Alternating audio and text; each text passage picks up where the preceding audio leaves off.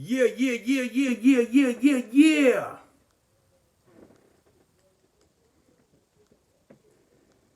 Hello, everybody. This is your boy coming to you all with a new video. But this video is quite different and it's kind of a sad one in a sense. I'm quite sure you all out there in Eagles land know that the Eagles have lost to the Seattle Seahawks 17-9. First of all, I'm gonna get to all the positives, then I'm gonna go ahead and get to all the negatives and what probably should have been done to win the football game. So I'm gonna go ahead with the positives first and foremost. First and foremost, give your hands up to the entire coaching staff,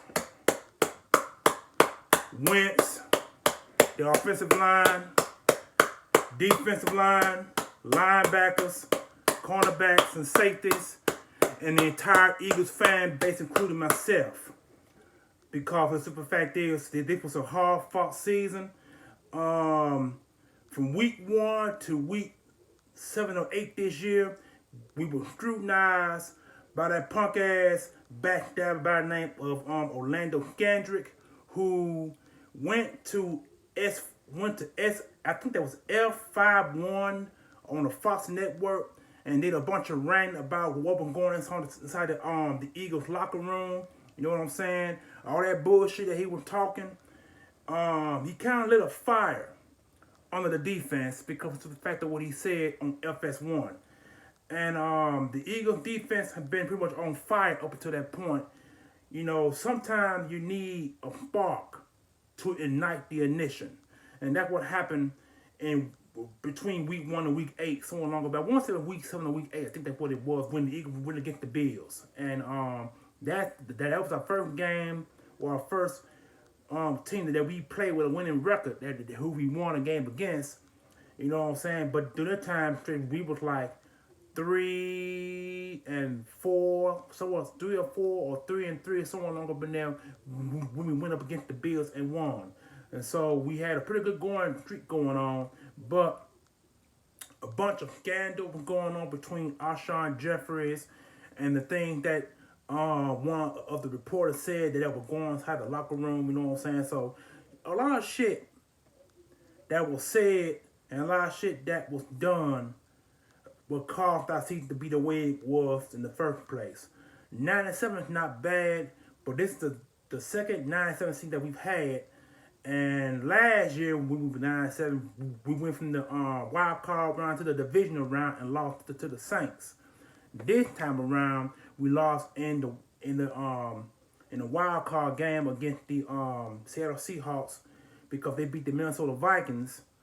And they beat the Minnesota Vikings, and it came to our turf because they were the lower seed. We were number 4 and they were number 5, so they came into Eagles home turf and beat us 17-9. Defense, from what I've seen on the highlights, didn't get much pressure on the Russell Wilson and the offensive line. I seen where Marshawn Lynch ran a ball into the end zone. I think like 15 or 20 yards into the end zone. They couldn't stop him. That's one of the weaknesses the Eagles had this year. That they wasn't pretty good on power backs, but they had a chance to stop 2 power backs, which was the one and only Ezekiel Elliott and the one and only Saquon Barkley. But both of those guys didn't get 100 yards rushing. So the Eagles defense kind of did real well in the last few regular season games before the playoffs. So a lot of things had happened. And now I'm getting to the negatives. Let's start the positives.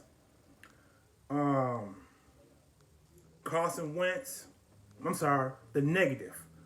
Carson Wentz, from what I've seen on the highlights and from what you guys said on Messenger and what you guys said on Facebook, that Carson Wentz was illegally knocked out the game by Clowney, they were correct. From what I've seen, that should have been a penalty. That should have been a penalty. That should have been a 15-yard penalty. And he should be ejected from the game for hitting Carson Wentz while he was going to the ground. Now, Carson Wentz did So I guess they probably saying with him being a runner, he can get hit any way possible, but it don't make no difference. If you're a runner or if you're a wide receiver or if you're a running back or whatever part of offense that you're on, if you get illegally hit in the helmet hit by a defender, that should be an automatic foul. That should be a 15-yard penalty, and he should be ejected from the game. That type of shit that pissed me off from what I see in the highlights. You know what I'm saying? And the Eagles tried their best. Once again, I seen Greg Ward hustling for yards, but most of the plays that, from what I seen him caught, he caught it from the second string quarterback, and that was what's the boy name? The quarterback, the best quarterback name. I forgot the boy name. I figured out sort of along the talk where I'm talking here, but anyway, from what I seen, Greg Ward hustling. You know what I'm saying? He did his job. He was supposed to have done to get the first downs and so much and so far. And from what I've also heard is that Carson Wentz and Mike Sanders wasn't on page. So that means that he had missed a lot of throws and probably missed a lot of open holes for runs. They didn't show all of that. They only showed what they wanted to show, and that was NFL Network, and that's what I seen the highlights on. And defense couldn't get no pressure as usual. You know what I'm saying? I mean, this is a front four that was built to stop the run. They stopped 3 of the last 4 runs heading into the playoff atmosphere. In Philadelphia against the Seattle Seahawks, they did well against Marshawn Lynch from what I've seen. So it wasn't a 100-yard rusher, but from the combined runs of Marshawn Lynch, that Carson fella, and Russell Wilson, might as well be 100 yards rushing. You know what I'm saying? So between all 3, defense didn't do its job, but special teams done a hell of a job. From what I told, Vinny Curry blocked a field goal. That's good. You know what I'm saying? So congratulations on Vinny Curry for blocking the field goal. But here's the thing that bothers me, and it's curious. If Carson Wentz was illegally hit, and from what I've seen, it was an illegal hit, why wasn't this play challenged in the first place? I mean, if Doug Peterson couldn't challenge the call, the referees should have looked at the call and challenged it, because that should have been a 15-yard penalty, automatic first down for the Eagles, and it probably would have been a different score on the scoreboard than what it is when they finished the game. You know what I'm saying? And that bothers me, because that should have been a penalty. But I'm going to say this right here. I hope the NFL is looking at this, because he deserved to be fined for that call. I hope the NFL fine his ass. You know what I'm saying? Between 15 to 20,000, or maybe a game check for that legal hit that he did on Carson Wentz. That should have been a penalty. That should have been a 15-yard, and it should have been a first down for the Philadelphia Eagles. And that type of shit bothers me, because the simple fact is, all of these negative calls and plays that went against the Philadelphia Eagles, from what I've heard, the referees were cheating as usual. They always cheating for the opposing team, but against us, they have an issue with.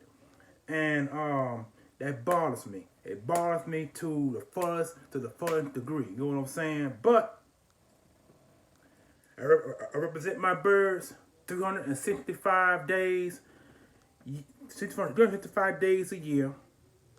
Among that, but this is something I need to also do. Probably in my next video down the line, I'm gonna make up a video about the draft, because the Eagles now should have a top 25 pick in next year's draft, because we exit kind of early out of the first round. So we should have between 20 to 25 in next year's draft. And I'm not going to talk about any further about it, because I'm not going to go any further with that. So I'm going to leave it as it is. But the second string quarterback came in and threw for I think he was 18 or 34 or 18, 24. Someone longer been there for 174 yards. So he went in there and done the best that he could. You know what I'm saying? So I'm not sure exactly how much yards combined for his running and for his passing. I really can't say because they didn't show that. But I'll probably put all that in my next video. But so I'm gonna end this video once again. So a wonderful season that we've had. It started out fucked up, but it got better and better. The last 4 of the last 5 games we played against opposing teams were winning or losing records. And to my homeboy who I just recently met on YouTube, Alpha 3, you the man. I hope you I know you probably not drinking your 3 liquors that you mentioned, but I hope you. I can't wait to see your video, bro. Can't wait to see it. If you see mine, give me a thumbs up, man, and let me know what you think about my video in comments. To Eagles Nation, like I said before, we had a good season. It started out wrong, you know what I'm saying, and it got better. 4 of the last 5 games to be played in the regular season. Carson Wentz now have playoff experience, ladies and gentlemen. He now has it. It's a shame that it ended the way it ended for him. So the entire Mike Sanders also got playoff experience now. So you got 2 guys to look forward to in next year's regular season game because, see, the Cowboys, I'm not sure exactly what's going to happen to them next year because they're going to have a new coach. So I don't expect them to have a winning season at all. But I do expect the New York Giants to be our competitors come next year. So mark my words on that. The New York Giants will be a competitive team come next year. I don't expect the Cowboys. I don't expect the Cowboys, and I don't expect Washington to be competitive no time soon. I could be wrong about Washington. I could be, but you got 3 teams who are vying for coaching next year. Well, actually, Washington Redskins now hired their coach. They got Ron Rivera. He's the new coach for the Washington Redskins, who is a disciple of the Jim Johnson defensive staff. So he's gonna bring that cornerback zone blitz that Jim Johnson is the master and creator of. He's gonna bring that to the Washington Redskins. So that could be something to look forward to in next year's regular season because, like I said before, is it going to be New York Giants or it going to be the Washington Redskins that could be competitive in next year's regular season? But I'm going to go ahead and end with a highlight. Like I said before, praises to the Philadelphia Eagles coaching staff. I can't say this many times. Prayers, the players, the defense, offense, special teams, quarterback, running backs, Deshaun Jackson. Look like you're going to be getting a little bit more rest than usual because we are now out of the playoffs, so now you get a chance to heal even more. Zach Ertz will come back stronger.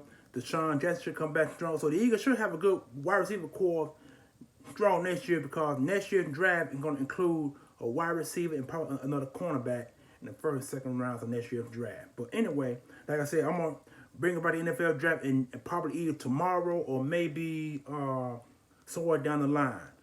But anyway, peace, one love, Eagles Nation fan base. It's over. But and don't need for us holding our heads down. EAGLES Eagles. 365 days a year. 39 years, one team, one club, one organization, one fan base. 2020, it'll be 40 years that I've been an Eagles fan. So I might still have to break that next year. It depends. But anyway, peace out, one love.